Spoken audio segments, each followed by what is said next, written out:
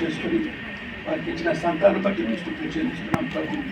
వారి ఇరుగుల జీవితాలకు కూడా నేను నాలుగు దినాల్లో మీరు స్వరక్షకులుగా అంగీకరించి మీ సేవలు గొప్ప సాధనాలుగా వాడబడి కృప దయచేయమని వేడుకుంటాం. ఆయన వాక్యాన్ని ఎంతబోతున్నా ఈ దాసుని బలపరచండి. ఇంకున్న జనాలందరికీ ఏ వాక్యం అయితే మీరు ఇవ్వాలనుకుంటారో ఆ ఆత్మీయ ఆహారం మాకు దయచేయమని మీ దాసుని నాయన శిలువ చాట మరుగుపరిచి నాయన మీరు ఏదైతే తలంచారో ఆ వాక్యంతో మమ్మల్ని నాయన మరి సంధించమని వేడుకుంటున్నాం. ఇచ్చిన సమానికై స్తుతులు చెల్లిస్తూ యేసయ్య పుణ్యనామమును అడిగి బతిమాలి వేడుకుంటున్నాం తండ్రి. మన కోసం ఏర్పాటు చేయబడినటువంటి వాక్య భాగము కీర్తనలు 128, సామ్స్ 128, 1 నుంచి 6 వచనాలు. యెహోవా యందు భయభక్తులు కలిగి ఆయన త్రోవల యందు నడుచు వారందరూ ధన్యులు. నిశ్చయముగా నీవు నీ చేతుల కష్టార్జితమును అనుభవించదవు. నీవు ధన్యుడవు, నీకు మేలు కలుగును. నీ లోగిట నీ భార్య ఫలించు ద్రాక్షావల్లి వలె నుండును. నీ భోజనపు బల్ల చుట్టూ నీ పిల్లలు ఒలీవ మొక్కలు వలె నుందురు. యెహోవా యందు భయభక్తులు కలవాడు ఇలాగూ ఆశీర్వదించబడును. సియోనులో నుండి యెహోవా నిన్ను ఆశీర్వదించును. నీ జీవితకాలం అంతయు యెరూషలేమునకు క్షేమం కలుగుట చూచెదవు. నీ పిల్లల పిల్లలను నీవు చూచెదవు. ఇశ్రాయేలు మీద సమాధానం ఉండును గాక. చాలా వండర్ఫుల్ వాక్యం ఇది. వాక్యాన్ని ధ్యానించుకునే ముందు మరొక స్పెషల్ ప్రేయర్ చేయవలసిందిగా శ్రీ నాంచర్య గారిని కోరుచున్నా చేయవలసిందిగా ప్రార్థన చేసుకున్నాం. మహాపరిశుద్ధుడా, ప్రేమగల మా తండ్రి, పరలోకమందున్న మా ప్రభువా, నీ పరిశుద్ధ నామములో చేరి ప్రార్థన చేస్తున్నాం. ఇప్పటి వరకు నాయనా నన్ను మమ్మల్ని ప్రేమించి రక్షించి సజీవులుగా ప్రాణప్రాప్తులుగా ఉంచి నిన్ను స్తుతించడానికి మరొక తరుణం మాకు ఇచ్చినందుకు స్తోత్రములు, వందనాలు ప్రభువా. నీ దాసుడు ప్రభువా ఆనందని కళ్యాణ్ని ప్రేమించి మీరిచ్చిన ఇతర బిడ్డలను బట్టి నిన్ను స్తుతిస్తున్నాం.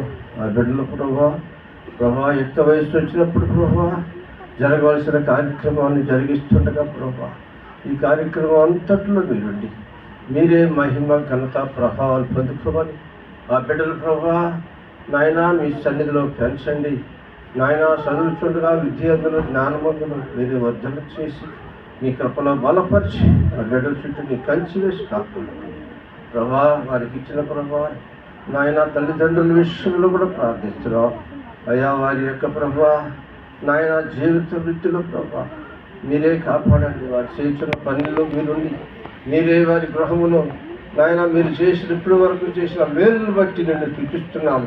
ఇంకనూ అనేక మేలు ప్రభా గృహములు చేసి ఆ బిడ్డలను ఆశీర్వదించి అంతవరకు నమ్మకంగా జీవించడం నేర్పించి సహాయం చేసి మీ కృపను బలపరిచి వాడుకోమని యేసు క్రీస్తు ఘనమైన నామమును బట్టి జీవము గల నామమును బట్టి అడిగి వేడుకొని ప్రార్థిస్తున్నాము తండ్రి. వాక్య ధ్యానం. మా ఆత్మలకు కావలసిన ఆహారాన్ని అందించమని శ్రీ దర్శలో సేవ చేసినటువంటి శ్రీ నరేంద్ర కుమార్ గారిని కోర్చుని ప్రార్థిస్తున్నాను. ప్రేమ కలిగిన మా ప్రియ పరలోకపు తండ్రి, ఈ సాయంకాల సమయంలో నిమ్మలమైన ప్రశాంతమైన ఈ వాతావరణంలో మా కొరకు చక్కని వాతావరణాన్ని మీరు సమకూర్చి కొలిపాక వారి ఈ చక్కని వేడుకలో మేమందరము కూడి చేరి ఆ కుటుంబంతో కలిసి మీలో సంతోషించే ధన్యత భాగ్యమునిచ్చినందుకు వందనాలు. కొద్ది నిమిషాలు చేరి కూడి వచ్చిన మేము మా ఆత్మలకు తండ్రి అయిన మిమ్మల్ని ఆరాధిస్తూ ఘనపరుస్తూ మీ మహిమ మీ కృప మాకును మా బిడ్డలకు మేము కోరుకుంటూ మమ్మలను మేము తగ్గించుకుంటూ మీ నామాన్ని మహిమపరుస్తూ మీ దివ్యమైన వాక్కుల కొరకు ఎదురు చూస్తూ ఉండగా అల్పుడైన ఈ దాసుని నోటి బోరగా మీరు వాడుకొని మహోన్నతమైన మీ వాక్కులు నీ బిడ్డల మీద కుమ్మరించమని మా రక్షకుడు మీ ప్రియ కుమారుడైన యేసుక్రీస్తు ప్రభు వారి శ్రేష్టమైన దివ్య నామములో ఈ ప్రార్థన అడిగి వేడుకొనుచున్నాము తండ్రి, ఆమేన్. ప్రియులారా, వేదికను అలంకరించిన ఆత్మీయ తండ్రి గారు భాస్కర్ రావు నాయుడు గారికి, అలాగే వేదికను అలంకరించిన పెద్దలకు ప్రత్యేక వందనాలు తెలియజేస్తూ ఈ కార్యక్రమానికి ఆహ్వానించిన వెంటనే కూడి చేరి వచ్చిన ఆత్మీయులకు, బంధువులకు, స్నేహితులకు, శ్రేయోభిలాషులకు మరొకసారి కుటుంబ పక్షాన మీ అందరికీ ప్రేమపూర్వక ఆహ్వానాన్ని ఈ కార్యక్రమానికి తెలియజేస్తూ నా ప్రేమపూర్వక వందనాలు చేరి కూడి వచ్చిన మీ అందరికీ కూడా తెలియజేస్తున్నాను. యేసునాథుని దీవెనలు మన మీదను మన కుటుంబముల మీదను సమృద్ధిగా ఉండునుగాక. ఆమేన్. మరి ప్రత్యేకంగా ఈ యొక్క కార్యక్రమంలో ముఖ్యముగా చిరంజీవి హేమ్ ప్రీతం, చిరంజీవి అద్విక కోయల్ ఇరువురు కూడా బాల్యములో నుండి యవన దశలోనికి వచ్చిన విధానాన్ని బట్టి వారి ఇరువురికి కూడా నా ఆశీస్సులు తెలియజేస్తూ దైవిక కృప బిడ్డల మీద ఉండాలని సేవకునిగా వారిని నేను దీవిస్తున్నాను.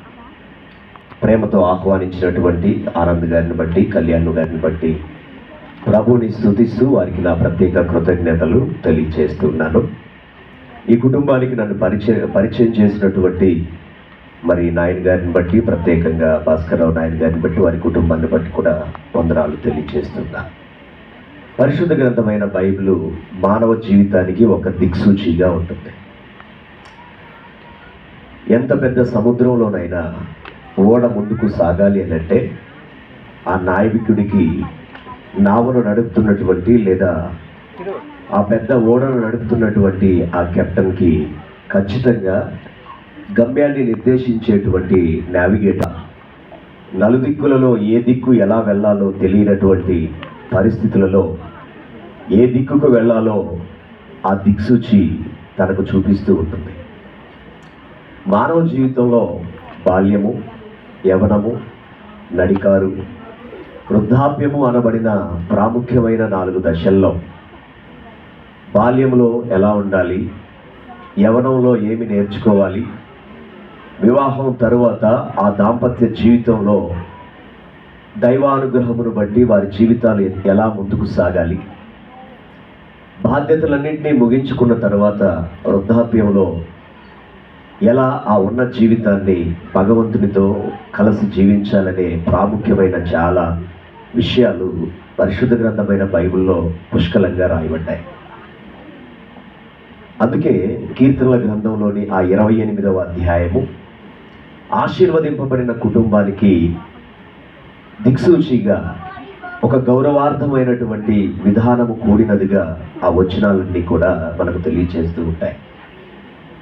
మొదటి చరణాన్ని మరొకసారి మనం చూడగలిగితే కీర్తనల గ్రంథము 128వ అధ్యాయము మొదటి వచనాన్ని ఒక్కసారి చదివి కొద్ది నిమిషాలు నాకు ఇవ్వబడిన సమయంలో కొన్ని ప్రాముఖ్యమైన విషయాలు దేవుని సేవకునిగా పరిశుద్ధ గ్రంథము నుండి మీకు తెలియచేసే ప్రయత్నాన్ని చేస్తాను. యెహోవా యందు అనగా దేవుని యందు భయభక్తులు కలిగి ఆయన త్రోవల యందు నడుచువారు ధన్యులు. భూమి మీద మానవ జీవితానికి దైవత్వము అనేది ఖచ్చితంగా కావాలి. ఈ లోకంలో ఏ వ్యక్తి ఏ వస్తువును కొన్నా ఆ వస్తువును ఎలా ఉపయోగించాలి అనటానికి ఖచ్చితంగా దానిని తయారు చేసినటువంటి కంపెనీ వారు మాన్యువల్ ఇస్తారు. ఒక మొబైల్ కొన్నా ఆ మొబైల్ బాక్స్లో ఒక మాన్యువల్ బుక్ ఉంటుంది. ఒక టెలివిజన్ కొన్నా ఆ టెలివిజన్ బాక్స్లో ఒక మాన్యువల్ బుక్ ఉంటుంది. బైక్ కొన్నా, కారు కొన్నా, గృహంలోనికి ఉపయోగపడే ఏ వస్తువును మనం కొన్నా దానిని ఎలా ఉపయోగించాలి, సేఫ్ అండ్ ప్రికాషన్స్తో వస్తువు పాడు కాకుండా ఎక్కువ కాలము మన్నిక రావాలి అంటే దానిని ఎలా జాగ్రత్తగా వాడాలి అనే చాలా విషయాలు ఆ మాన్యువల్ బుక్లో రాయబడి ఉంటాయి. రాయబడిన ఆ మాన్యువల్ బుక్ చక్కగా చదివి మన చేతికి వచ్చిన ఆ వస్తువును ఉపయోగించడం నేర్చుకుంటే ఎలా వాడాలో మనం తెలుసుకుంటాం, నేర్చుకుంటాం. అలా వాడటానికి తెలివితేటలను సంపాదించుకుంటాం. అలానే ఈ భూమి మీద మనిషి చేత మనిషి ఉపయోగించుట కొరకు తయారు చేయబడిన ప్రతి వస్తువు ఎలా వాడాలో తయారు చేసిన ఆ మనిషి లేదా ఆ కంపెనీ ఇలా వాడాలి అనే ఒక పుస్తకాన్ని, మాన్యువల్ అనబడిన పుస్తకాన్ని మనకి ఇచ్చడం ద్వారా ఎలా వాడాలో జ్ఞానాన్ని సంపాదించుకుంటున్నటువంటి మనం ఈ భూమి మీదకి వచ్చిన తర్వాత బాల్యము, యవనము, వివాహము, కుటుంబము, దాంపత్య జీవితము, బంధాలు, అనుబంధాలు, ఆప్యాయతలు, అనురాగాలు, కుటుంబ వ్యవస్థ, సంఘ వ్యవస్థ, సమాజము, చేస్తున్న ఉద్యోగము లేదా వ్యాపారము, మానవాళ్ళతో కలిసి సభ్య సమాజంలో నడుస్తున్నప్పుడు దేవుడు అనుగ్రహించినటువంటి భూమి మీద ఉన్నటువంటి ఈ జీవన విధానాన్ని ఫలభరితంగా, దీవెనకరంగా, ఆశీర్వాదకరంగా ఎలా నడుపుకోవాలో కూడా మనకు తెలియాలంటే మనకు కూడా ఒక మాన్యువల్ బుక్ కావాలి. దానినే పరిశుద్ధ గ్రంథమైన బైబిల్ అని అంటాం.